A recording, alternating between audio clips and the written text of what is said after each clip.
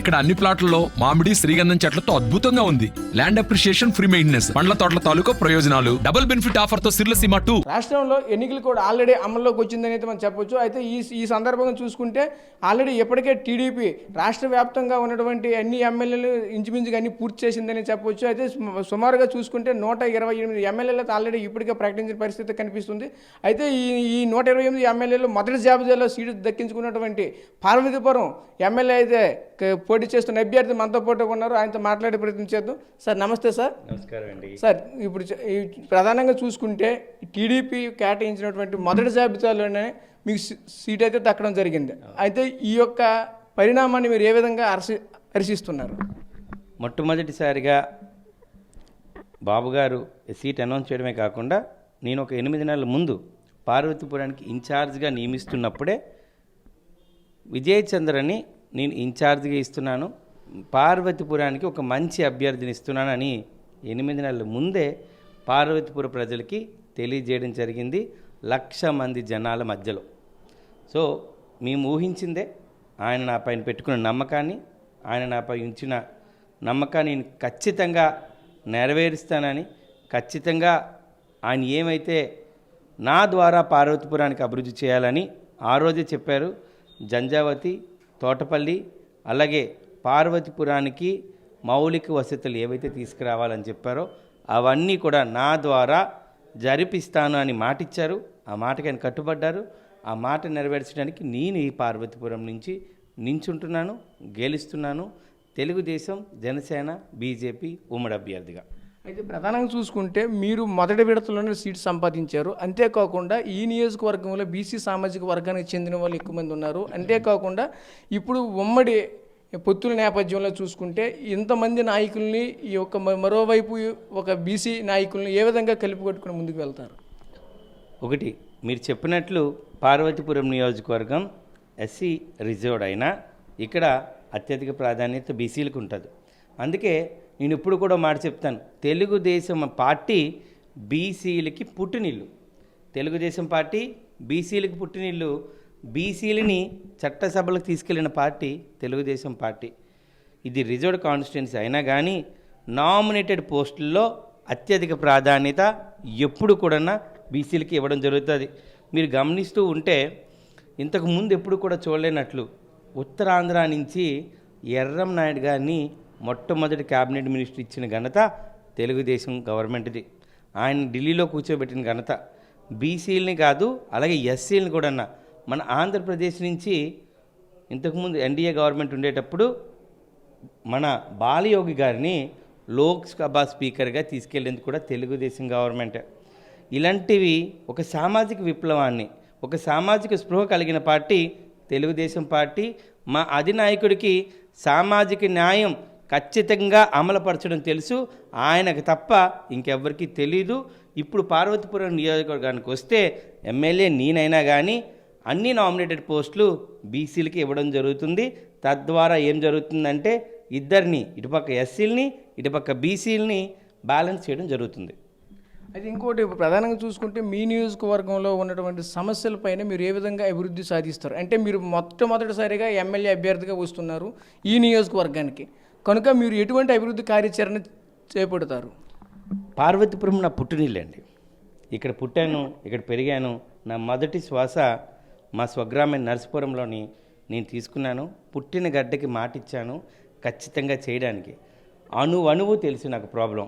ఇందాకలే చెప్పాను మీకు, పార్వతీపురంలో ఇప్పటి వరకు మౌలిక వసతులకై మేము దేహి అంటున్నాం, మంచినీటికి ఇబ్బంది పడుతున్నాం. అంతేకాదండి, ఇప్పుడు మన డంప్ యార్డ్ ఉంది, అది మా ఇంటి పక్కనే ఉన్నట్లు, ఇంటిల్లోనే ఉన్నట్టు డంప్ యార్డ్ ఉంది. దాని నుంచి వచ్చే స్మెల్ కానీ అటుపక్క క్రియేట్ చేసే మెసప్ కానీ చాలా ఇబ్బందికరంగా ఉంటుంది. ఇక మరి ముఖ్యంగా ఇదంతా కూడా రైతులు ఈ ప్లేసే, బీసీలందరూ రైతులే. ముఖ్యంగా ఇదంతా వ్యవసాయ ఆధారిత ప్రాంతం. అలాంటి ప్రాంతానికి 2 పెద్ద మేజర్ ప్రాజెక్ట్స్ ఉన్నాయి. ఒకటి తోటపల్లి, ఇంకోటి జంజావతి. అయితే జంజావతి ద్వారా పార్వతీపురం పట్టణ రూరల్కి, నియోజకవర్గానికి మంచినీటు అందే విధంగా ఇంటింటికి మంచినీటి కుళాయి వేసే బాధ్యత మాది. అంతేకాకుండా ఇక్కడ వర్షాధిత వ్యవసాయమే కాకుండా ప్రతి రైతు 2 పంటలు పండించుకునే విధంగా మన తోటపల్లిని జంజావతిని కెనాల్ని అనుసంధానం చేసి ప్రతి కొత్త కెనాల్ క్రియేట్ చేసి ఉన్న వర్క్ని పెండింగ్ వర్క్ని జరగబోతున్న వర్క్ని ఇచ్చి ప్రతి రైతు 2 పంటలు పండించే విధంగా మేము తయారు చేస్తాం పార్వతీపురాన్ని. మరి నేను ఎప్పుడు కూడా బాధపడే విషయం, పార్వతీపురంలో ప్రజలు ఇప్పుడు కూడా ఏదైనా ఎమర్జెన్సీ వస్తే మెడికల్ ఎమర్జెన్సీ వైజాగ్ పరిగెట్టాల్సి వస్తుంది.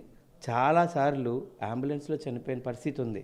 ఇక ఒకే ఒక విషయం చెప్తున్నాను, రేపు గెలిచిన వెంటనే పార్వతీపురంకి అన్ని సౌకర్యాలతో అన్ని హంగులతో అత్యాధునిక హాస్పిటల్ కట్టించే బాధ్యత తెలుగుదేశం తీసుకుంటుంది. ఇప్పుడున్న హాస్పిటల్ కట్టింది మేమే, ఇప్పుడు కట్టబోతుంది మేమే.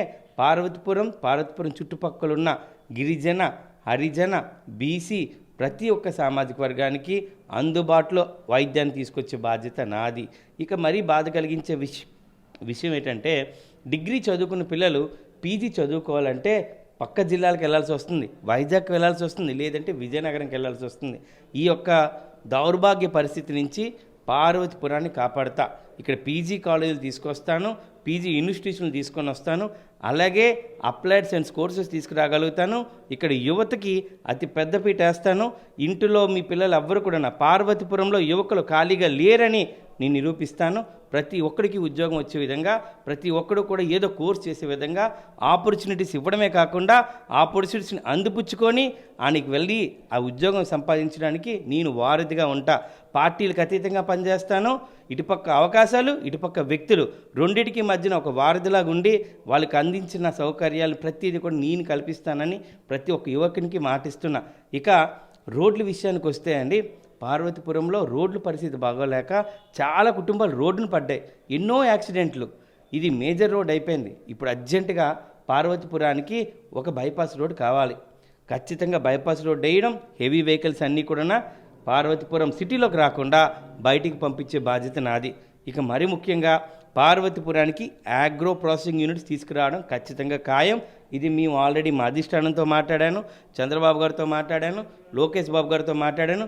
రేపు రాగానే గవర్నమెంట్లో ఇక్కడ మాకు ఆర్గానిక్ ఫుడ్, ఇక్కడ జీడి కానీ, అలాగే మామిడి కానీ, ఇక్కడ దొరికే పసుపు కానీ, చింతపండుకి అత్యధిక వాల్యూ ఉంది, డిమాండ్ ఉంది. ఎందుకంటే ఆర్గానిక్గా పండిస్తాం వాటిని. ఆర్గానిక్కి ప్రాసెసింగ్ యూనిట్స్ పెట్టి ప్రతి ఒక్కరికి పిల్లడికి కూడా, మరి ముఖ్యంగా మహిళలకి ఒక ఉపాధి కల్పన ఇచ్చే బాధ్యత తెలుగుదేశం గవర్నమెంట్ తీసుకుంటుంది. అందులో నేను అత్యధిక ప్రాధాన్యత తీసుకొని దగ్గరుండి పెట్టించే బాధ్యత నాది. ఇవి నా ఒక్క బ్లూ ప్రింట్ అండి. రేపు రాబోతున్న పార్వతీపురానికి ఒక అభివృద్ధిలో, ఒక ఉద్యోగ అవకాశాల్లో, ఒక ఆగ్రో ప్రాసెసింగ్ హబ్గా తయారు చేయడమే కాకుండా హాస్పిటల్కి కూడా ఇక్కడి నుంచే చుట్టుపక్కల ఉన్న మండలాలు అందరూ పార్వతీపురంకి వచ్చే విధంగా చేసే బాధ్యత నేను తీసుకుంటున్నాను. అది ఖచ్చితంగా అమలు పరుస్తానని మీ అందరికీ తెలియజేస్తున్నానండి. అంటే ఇప్పుడు ప్రధానంగా చూసుకుంటే వైసీపీ పార్టీ అవలంబిస్తున్నటువంటి సంక్షేమాలు అన్నీ చూసుకొని మేమైతే ఖచ్చితంగా మేమే గెలుస్తామన్న ఒక ధీమాతో అయితే ఉండడం జరుగుతుంది. ఈరోజు చూసుకుంటే ఈ పార్వతీపురం నియోజకవర్గంలో గతంలో చేసినటువంటి ఎప్పటి నుంచో రాజకీయ ఫ్యామిలీలో ఉన్నటువంటి వ్యక్తి అయితే మీకు ఆపోజిట్గా ప్రజెంట్ అయితే ఉన్నారు. ఆయన్ని మీరు ఏ విధంగా ఎదుర్కొంటారు? ఆల్రెడీ పార్వతీపురం ప్రజలు విజయాన్ని ఆల్రెడీ నాకు ఇచ్చేశారండి.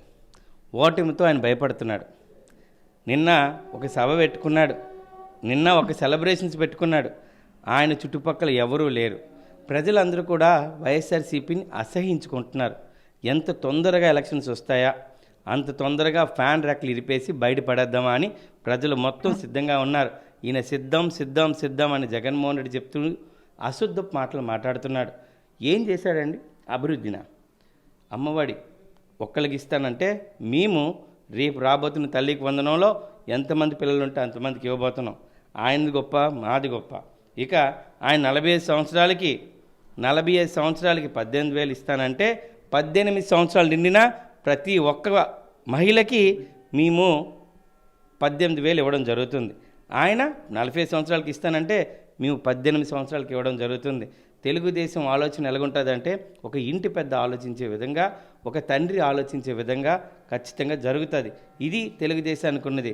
ఇక ఆయన 60 సంవత్సరాలకు 3,000 పెన్షన్ ఇస్తే మేము 50 సంవత్సరాలకి 4,000 పెన్షన్ ఇచ్చి ప్రతి ఒక్కరికి కూడా ఇవ్వడం జరుగుతుంది. ఇందులో నిబంధన లేవు, వివక్షత లేదు.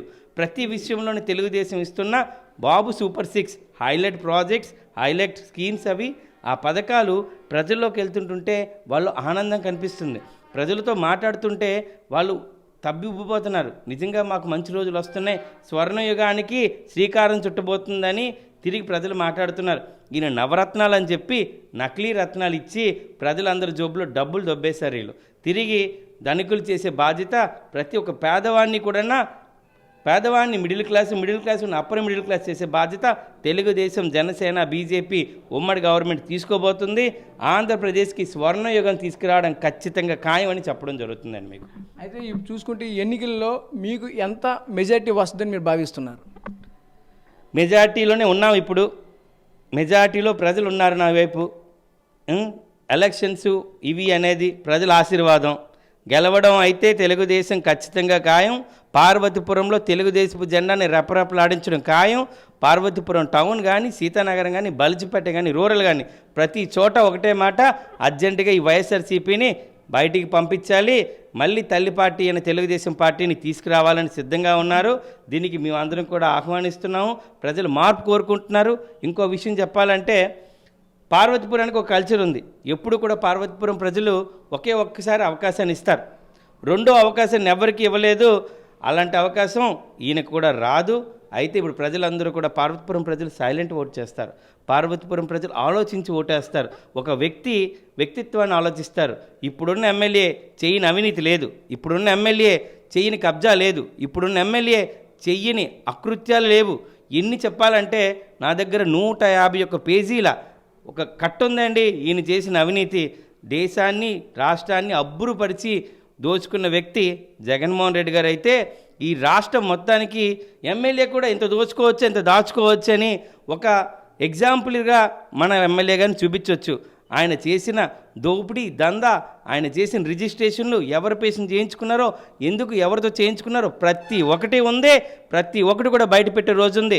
అందరికీ చెప్తున్నాను, నువ్వు దోచుకున్నది, దాచుకున్నది తిరిగి కక్కించి ప్రభుత్వ ఆస్తులకి ఇచ్చే బాధ్యత నేను తీసుకుంటున్నాను. ఇందులో ఆపేదెవరూ లేదని మేము పార్వతీపురం ప్రజలకి, పార్వతీపురం డిస్టిక్లో ఉన్న మన్యం జిల్లాలో ఉన్న ప్రతి ప్రజలకి చెప్తున్నాను. ప్రభుత్వ ఆస్తులను ఎలాగైతే కబ్జా చేశారో తిరిగి తీసుకొని ప్రభుత్వంకి ఇచ్చే బాధ్యత నేను తీసుకుంటున్నానని పార్వతి ప్రజలందరికీ తెలియజేస్తున్నాను. Okay sir, thank you sir. ఇది పరిస్థితి. నేనే కనుక ఎమ్మెల్యే ఖచ్చితంగా అవుతాను. నేను అయిన తర్వాత మాత్రం ఈ ఒక ప్రత్యేకమైనటువంటి స్థానంగా ఈ యొక్క నియోజకవర్గాన్ని తీసుకొని ప్రత్యేకంగా అభివృద్ధి పదంలో నడిపిస్తున్నైతే మాత్రం మనం చెప్పడం జరుగుతుంది. అంతేకాకుండా ఒక చేత్తో అవకాశాలను, మరో చేత్తో ఈ స్టూడెంట్లను, యువతను తీసుకొని వాళ్ళని కూడా ఒక అభివృద్ధి పదంలో నడిపిస్తున్నైతే మాత్రం పార్వతీపురం టీడీపీ ఇన్ఛార్జ్ బోనిల విజయ్ చంద్ర ప్రత్యేకంగా ఆర్టీవీతో చెప్పడం జరుగుతుంది. కెమెరా పర్సన్ నాయుడుతో రాజేష్, ఆర్టీవీ, పార్వతీపురం నుంచి. మరిన్ని వీడియోస్ కోసం ఛానల్ ని సబ్స్క్రైబ్ చేయండి. లేటెస్ట్ అప్డేట్స్ కోసం వాట్సాప్ ఛానల్ ని ఫాలో చేయండి. అండ్ లింక్ డిస్క్రిప్షన్ లో ఉంది.